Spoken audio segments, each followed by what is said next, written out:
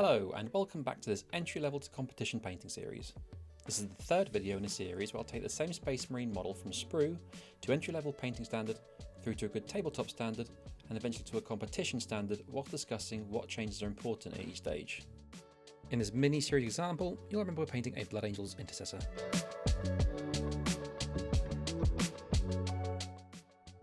Episode 2 in this series ended with our Blood Angel looking fly in his good tabletop level paint job. Whilst this level probably won't win you any awards, it is a realistic quality level for any army. And that was the point.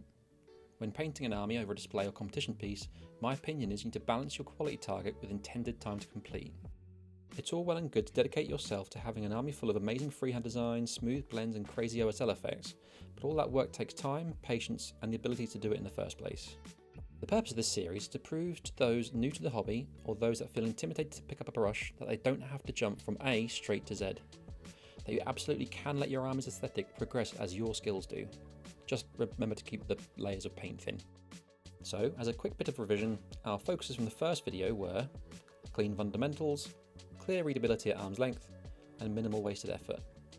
In episode 2 we built upon these by adding some texture, adding some contrast, pushing our highlight values a bit, and adding some additional details to further increase readability and interest. But what do we need to add to this to make it competition or display worthy? Firstly, it sounds a bit obvious, but we need to remember we're literally opening up our work to judgment and criticism, so attention to detail matters. When moving into competition painting last year, I really had to leave the "that'll do" mentality behind. So if you see something that should be painted a certain way, just flipping paint it. The following points are just my opinion, but when scoping a competition piece, I always try to consider the following. To ensure the model's cleaned and constructed properly, that it demands attention from 1.5 to 2 meters away, be readable at arm's length. I personally like to use a considerable contrast and value, have at least one readable light source. If I can fit in a story, I will, and most importantly, I must love the concept. So, what on earth does that all mean? Let's very quickly cover each point before getting going and slapping some paint on our model. Cleaned. In a competition setting, judges will judge the build as well as the paint job. You can have the most stunning freehand work in the world, but if you've left obvious mould lines visible, you're going to lose points pretty sharpish. Grabbing attention. Depending on the competition layout, your model may be sat in a cabinet or larger display amongst the work of other artists. It's good that it stands out a bit. Readability. If you hold your model and it looks like an indecipherable blob of colours, judges will probably put it down quicker than they picked it up. Contrast. This is a bit of a preference and will likely be influenced by your individual painting style, but as discussed in the previous video, contrast can add visual interest to your models. The higher the contrast, the more interesting it is to look at, to a degree. Light source. Light use is one of the best and simplest ways to add interest to your piece. It just needs to make sense and add to the piece, not detract from it. Stories. Telling stories is a fun part about minge painting. It's where you can really add character outside of just the paint job. Judges love stories as they draw the viewer in and keep them looking at the model for longer. Love your concept. This is a lesson I've learnt recently and I cannot agree with it more. I said to myself when creating this channel that I'd give credit to those who have influenced me, and this is straight from Liam at Phoenix Miniature Art. Your competition projects are going to occupy your time, your mind and your artistic passion for the period you're doing them. This can be anything from a week to a year. If you're doing something just because you feel it'll carry favour with the judges and not because you want to do it, you'll most likely lose interest and tail off to do something you do want to do. Or worse, you'll slink into a rut and lose any sense of artistic interest at all. This happened to me last year and it was less than fun. Okay, so what am I going to do to our Blood Angel to align it to these ideals? Firstly, let's engage our imagination and think about where he actually is. Is he on a long-range jungle patrol? Are there oversized creepy crawlies and carnivorous plants dotted about?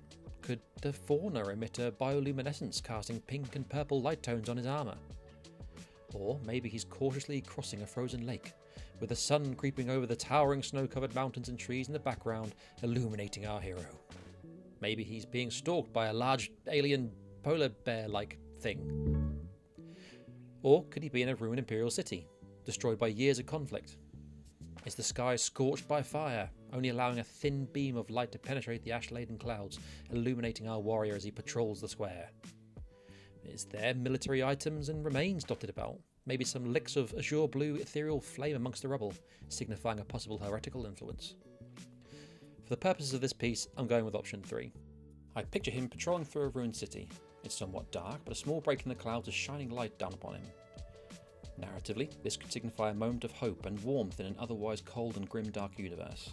Hot tip, judges love little narrative things like that. However, I also want another light source reflecting off his armour in addition to our skybeam here. This happy little fire should do the job nicely. Let's plonk another near his leg. Okay, so our primary light will highlight the model from the top left, and our secondary light source, being the fire, will take us considerably less space on the armour to the opposite side, but will deliver just as much impact. To add some visual drama to the piece, I want to give his armour a highly polished appearance. Not quite full NMM, but we will take elements of it and apply them here. I'll portray this on the model by having quite a dramatic contrast in both value and textures throughout the armour. To portray the skybeam influence on the armour, I'll be lifting the value to the upper left of the model and lowering it to the right. For the flame, I'm making acute, localised reflections to his closest leg and then pick out a few spot highlights on the arm and weapon. And here's a quick render of my plan. Stunning, isn't it? So, that's the atmosphere.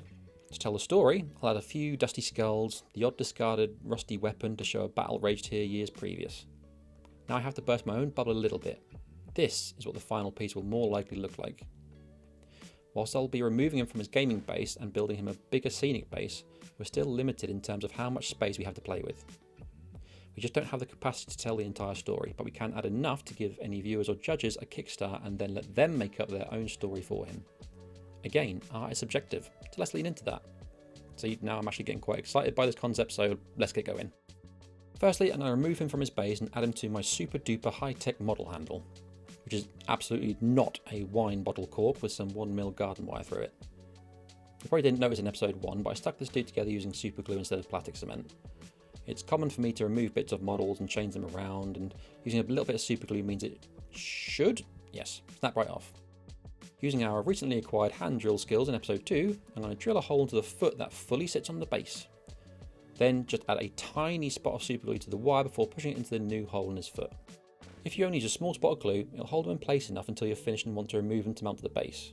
But worst case scenario, just cut the wire and leave a bit in his foot. This handle is big enough to comfortably hold the model, but small enough so you can get your brush wherever you might need to. I also like to be able to bend the wire for a better angle if needed. Truth be told, I almost always use a series of these DIY handles when painting. It's just what works for me, but you use whatever you find most comfortable. Just don't go feeling to spend 20 quid on a handle just because. Next, we need to block in some values. I can't take the value of the red much higher as we're going to start changing the colour to either pink or orange, depending which way we go. So instead, I'm going to work backwards and lower the value of the rest of the model. Remembering what I said back in episode 1 about Space Marine armour being effectively a series of simple shapes, namely cylinders and spheres, let's see how light reacts with these shapes in the real world and see if we can apply it to our model. For those of you that are getting a little long in the tooth and forgotten your primary school lesson on shapes, these are cylinders. Let's consider a couple of things, namely the reflective properties of the material they're made of and then how the light interacts with it. You can hopefully see this first cylinder is made of rubber. Its surface reflects enough light for you to be able to see its shape, but that's about it. The second cylinder appears to be a brush steel of some kind, and as a result, we can start to see not only a primary reflection here, but also secondary or bounce reflections here and here. Cylinder 3 is chromed, and as such its reflective properties are considerable. You can now see real-world examples of these materials and how light, and therefore reflections, interact with them. Most importantly, look at the amount of reflections as well as how defined they are, particularly in the chromed example. Putting it simply, the shinier something is, the more reflections it has and the more defined they are. We translate this into NMM miniature painting by giving our uber shiny surfaces smaller, more numerous and more contrasting the reflections are likely to be. For our Blood Angel, we want to go somewhere in the middle. So for each shape, I'm going to add a minimum primary reflection, but space allowing, we'll also add in bounce reflections. And looking at the digital render, what we've also subconsciously done without even really thinking about it is create 3 focal points on our model. Focal points are specific highlights or areas that have been purposefully put in by the artist to guide the viewer's eye to where they want them to look. For a model this size, you don't really want more than 3. They need to be spread out a bit to ensure maximum eye coverage. So, have a look for a few seconds and consider where our 3 focal points are, and then we'll go through it together. Cue the cheesy elevator music. Okay, so hopefully you'll decide that his head, his forearm here, and the blue flame area have drawn your eye the most. So we're going to lock that in now and make sure to reference the render throughout the build to ensure we stay on track. Very quickly, don't feel you have to splash out on an iPad because some ruggedly handsome artist on YouTube told you that you have to do a digital render for every piece, because you absolutely don't. I never have done before, and I don't need it this time to give you guys some visual reference for what bounces around in my head. Back to the model, you can see I've mixed our base colour, Mephiston Red, with Abaddon Black, to both desaturate it and lower its value. This is approximately a 2:1 ratio of black to red. I'm then applying it in places I want to darken.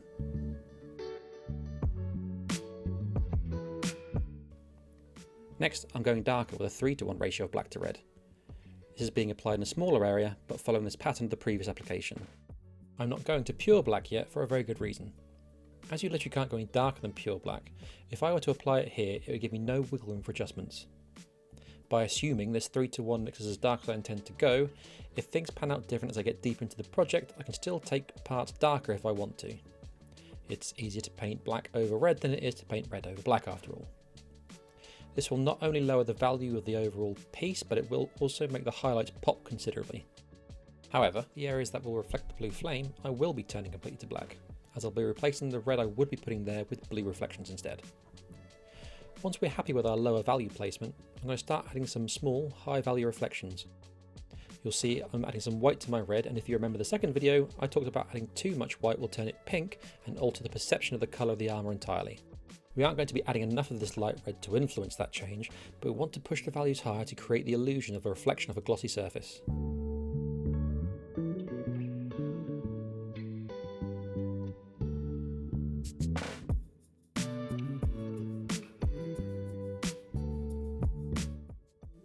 Once that's done, I'll do the same for the blue reflections using a base of Cantor blue, ahead of a layer of Thousand Suns blue, and then using Barath blue for the higher values, all of which are from Citadel.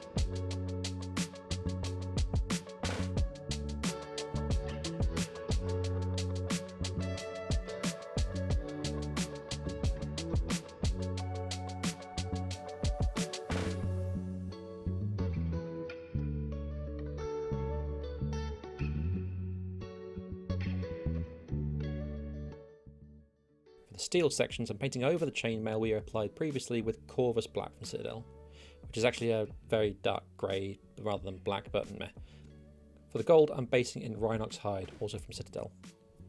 For the steel, I'm just going to use Corvus Black and increasingly add some white ink from Vallejo with each layer of the highlight.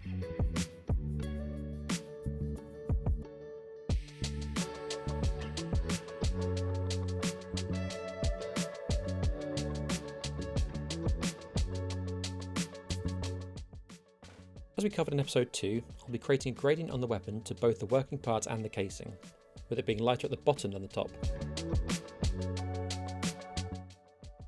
The black sections of the shoulder pauldrons are being treated similarly, only as I don't have any edges at all, my Dark Reaper highlight is over a wider area. Using multiple layers of very thin paint, I'm creating a somewhat subtle, undefined highlight following the shape of the pauldron, only becoming lighter and more defined at the closest curve to our imaginary light source.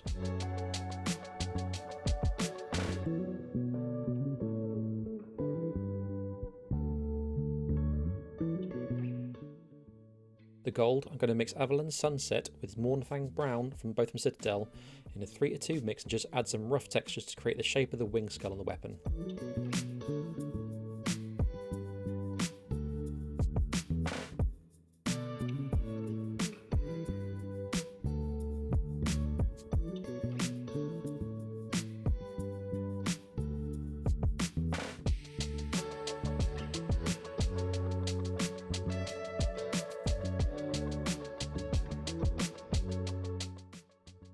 As mentioned previously, this is referred to as blocking or sketching. It's not supposed to be overly neat.